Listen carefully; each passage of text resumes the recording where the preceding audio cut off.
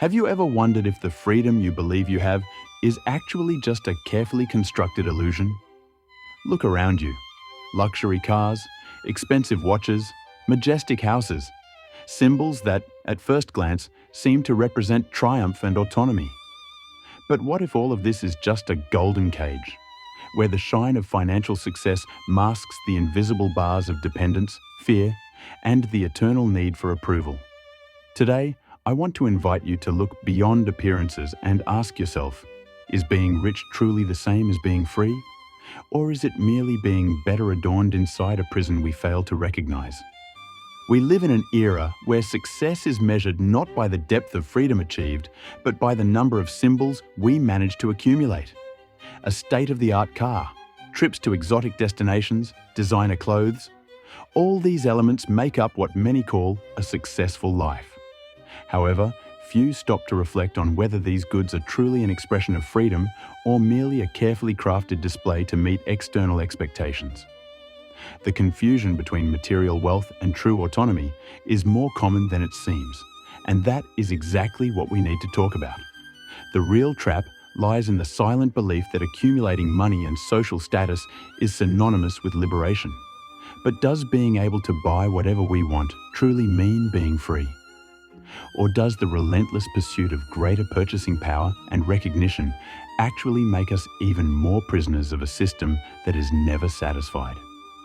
The unbridled chase for wealth often leads us to trade our autonomy for a life of appearances, where our choices are shaped much more by others' perceptions than by our own values. The central problem is that society, subtly and persistently, educates us to confuse freedom with access. We are led to believe that those who can buy are the ones who are free, when in reality, many who possess great fortunes are slaves to lifestyles that demand constant maintenance, performance, and concern. The fear of losing what has been acquired, the anxiety to maintain a flawless image, and the burden of accumulated responsibilities often imprison more than they liberate. Wealth, when sought unconsciously, turns into a new kind of chain. And the most dangerous aspect of this dynamic is that it disguises itself as achievement. The world celebrates ostentation, encourages consumption as a form of identity, and glamorizes the display of status as proof of personal success.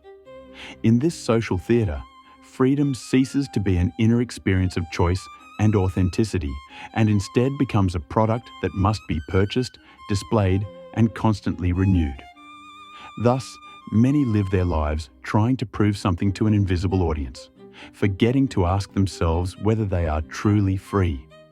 Moreover, there is the invisible yet relentless pressure to maintain standards that were often never consciously chosen.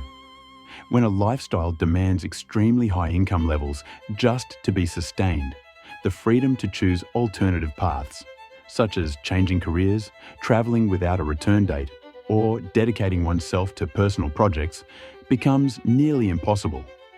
Supposed wealth then reveals its other side, continuous dependence on the very machinery that sustains one's status.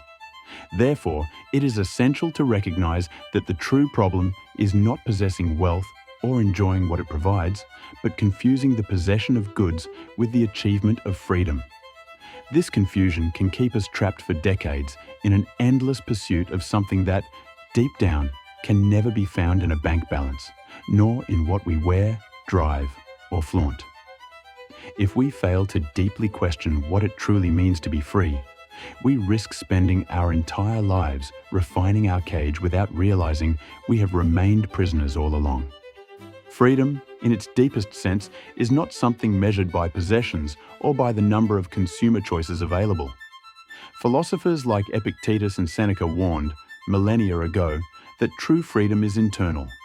It is the ability to act according to reason, to our most authentic values, rather than being dragged by fleeting desires or society's expectations. When our happiness depends on external factors, applause, luxury, validation, we are in fact chained. We are like birds who, even with the cage door wide open, do not dare to fly because they have grown accustomed to the safety of a limited space. If we reflect through the lens of existentialist philosophy, we can see that freedom implies responsibility, not accumulation. To be free is to be able to say no to external pressures, to choose paths that often seem senseless in the eyes of the world, but remain faithful to our deepest essence. Wealth, when used as a means to sustain a life aligned with our principles, can be an ally of freedom. However, when it becomes an end in itself, a trophy to be displayed, it turns into a golden prison, one that is very difficult to escape without first breaking the illusions that sustain it. Perhaps the greatest trap lies precisely in the subtlety of this prison. It is comfortable, admired, envied. Who would dare question someone who possesses everything most people desire? And yet, many who reach the top discover, too late, that they have lost themselves along the way. True wealth, therefore, is not measured by what we possess, but by the freedom we have to let go of everything, if we so choose, without it stealing our peace. He who needs luxury to feel whole is no longer the master of himself. He is merely another piece in the silent game of social approval. Think of the co-worker who buys the most expensive car in the company, not because they need it to get around, but because they believe it will earn them respect and admiration.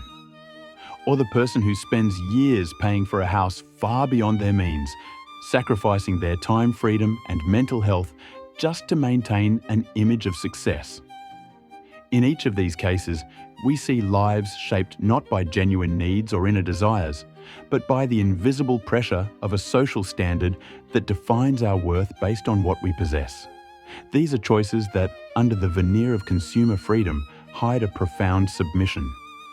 Even in everyday decisions, like choosing what to wear, where to dine, or what to post on social media, we are often not acting in the name of our freedom, but rather driven by our need for belonging and validation.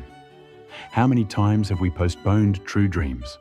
A long journey, an alternative life project, a new beginning in another place. Because we are trapped in a routine of bills, loans, and expectations we ourselves have fueled. The sense of comfort that money provides is real, but the invisible cost of selling our freedom to maintain that comfort is extremely high.